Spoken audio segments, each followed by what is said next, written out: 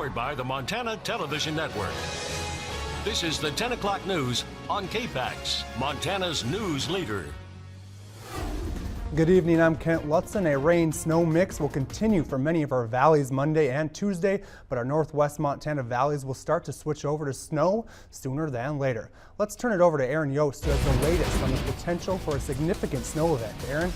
Yeah, we're in for kind of a doozy, especially in the northwest quarter of the state. Over the next few days, a rain-snow mix will be likely during the afternoon hours, but during the overnight hours and eventually when colder air arrives, it's going to switch over to all snow. Meanwhile, in the mountains, snow the entire time. Right now, seeing a little bit of that creeping through the northwest quarter of the state with pockets of freezing rain. A lot of that reported earlier today, so this winter weather advisory remains in place for that potential right through 11 o'clock tomorrow morning. However, we do have bigger fish to fry again when it comes to that heavy snow expected. All the details you need to know coming up.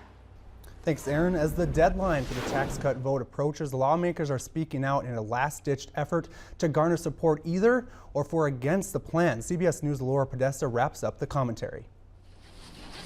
Republican senators are broadcasting their support for the tax cut bill, saying there is no downside to the plan to decrease personal taxes and shrink the corporate tax rate. This is something that's designed to be able to energize the economy. It should work. This is good news for the American people. We're going to get the economy roaring back again and improve pay and increase jobs. But Democrats and independents like Vermont's Bernie Sanders point out the tax breaks that benefit the middle class will expire in 2025. Because the benefits for the middle class are temporary, while the corporate benefits are permanent. At the end of the decade, over half of the middle class will be paying more in taxes. Also speaking on Face the Nation Sunday, Treasury Secretary Steve Mnuchin said he has no doubt that the GOP-led Congress will pass the bill this week, and most Americans will see their take-home pay grow by early next year. This is about hardworking families that are going to see, starting in February, tax cuts. Though, as Republican Governor John Kasich of Ohio points out, that extra money will come at a cost. I do believe that cutting taxes makes sense. My concern about this bill is the debt. And they did not do enough to be able to cover. This bill's not going to pay for itself. Everybody knows that. At last count, the national debt was over $20 trillion. Laura Podesta, CBS News, New York. The House is expected to vote on the bill first, followed by the Senate. The bill could be on the president's desk by the end of the year.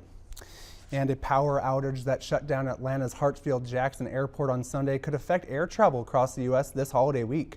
The outage left thousands of passengers sitting in the dark on a busy day for holiday travel. It's unclear when the power will be back on or when flights will resume. The airport has backup generators that allow for minimal operation, but the outage is impacting the airport's ability to operate substantially. The airport said on its Facebook page that departures were delayed because the airport equipment in the terminals is not working. And President Trump is continuing to face heat from environmental organizations over the announcement that he and Secretary of the Interior Ryan Zinke would downsize several national monuments in Utah by roughly 2 million acres. A coalition of 10 conservationist groups, along with several Native American tribes, are suing Mr. Trump himself, Secretary Zinke, and the Bureau of Land Management. Montana senators are split on the issue and spoke to MTN after the announcement of the rollback almost 2 weeks ago. And that is, I support Secretary Zinke. What he's trying to do here is allow the states to have a louder voice in this process versus having Washington, D.C. bureaucrats or the executive branch of our government, I think, overreach and have too much power wielding that over the states. It's important that we allow public use of our public lands. The monuments across this country have spurred incredible amount of economy in our outdoor industries. They've supported jobs. They've improved quality of life. And I think rolling back these monuments just undermines local public support for these things. And back in Missoula, down jackets filled the bleachers of the Glacier Ice Rink as ice skating enthusiasts gathered to watch the holiday ice extravaganza. The Missoula Figure Skating Club held their annual show of all sorts of ice skating styles. Students danced on ice while experienced skaters and coaches performed a variety of numbers. Solos, duets, synchronized skating set to Christmas music showcased some of the best ice skaters in the city. Jelaine Dunn, president of the Figure Skating Club, says skaters were excited to perform after months of training. Fun to have some stuff to do over the holidays, and so it's a great event to bring your family out and have some hot cocoa and watch some skating on ice. And the skaters have all worked really hard, and so it's an opportunity for them to entertain and show their friends and family their skills, and so it's just a great event to do. And over the last few days, Special Operations Santa and his elves have spread joy to veterans across Missoula. Santa Socks is a group that distributed over 600 goodie-filled socks to veterans. Inside these socks, there were candy canes, hygiene items, and other treats. The elves also handed out thank you letters written by the students at Washington Middle School, Rattlesnake School, and Russell School here in Missoula. This year, Santa was an Air Force veteran who was excited by the opportunity to give back to the men and women he looked up to when he joined the service. Being able to thank the guys that paved the way for us and being that next generation that paved the way for the younger guys coming in, to me, that's what it's all about. So this has been great, just saying thank you. That's it, to our veterans. Walmart, Target, Costco, Hilton Garden Inn, Super 8, Doubletree Hotel, and many private citizens donated the materials needed to put the gifts together.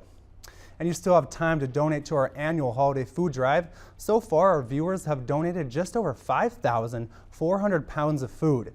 If you would like to help your neighbor, just drop off your food or cash donation at any First Security Glacier Bank location.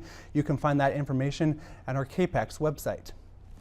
And coming up after the break, Aaron Yost will have a look at the upcoming work week's forecast. Plus, Under the Big Sky previews Montana's artists. We'll have a sneak peek of that up next.